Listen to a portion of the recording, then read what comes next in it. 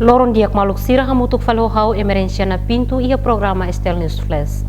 Deputado sira e a Parlamento Nacional o oitavu Governu Kontinua halao diskusaun ba proposta orçamento geral Estado tinan rua ronulu recém rua e a faze espesialidade e a loron dahuluk. O essa situação e a Parlamento do irmã acompanha a reportagem jornalista Dominga Soares e a Parlamento. Foi proposta orçamento geral Estado tinan rua nulu recém rua montante bilhão ida ponto atus neng hito nulu recém lima aprova a generalidade e a sexta semana kotu segunda ne Parlamento continua debate e a especialidade. Iha debate ne hahu kedas iha loron ida fulan dezembro iha generalidade durante loron tolo no aprovado maito ohen continua ba loron dahuluk iha faze especialidade. Situação iha Parlamento lau hakmatek.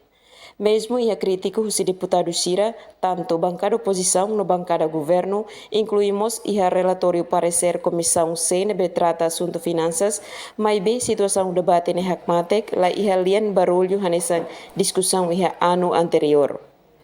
Horas ne daudau debate se lau hela bahia especialidade, nebe se hela artigo balo.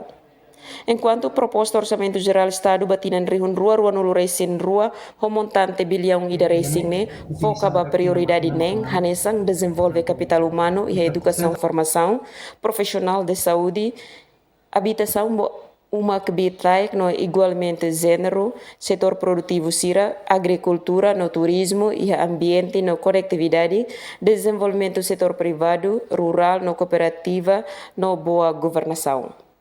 Dominga Soares, Guilhermina Franco, STL News.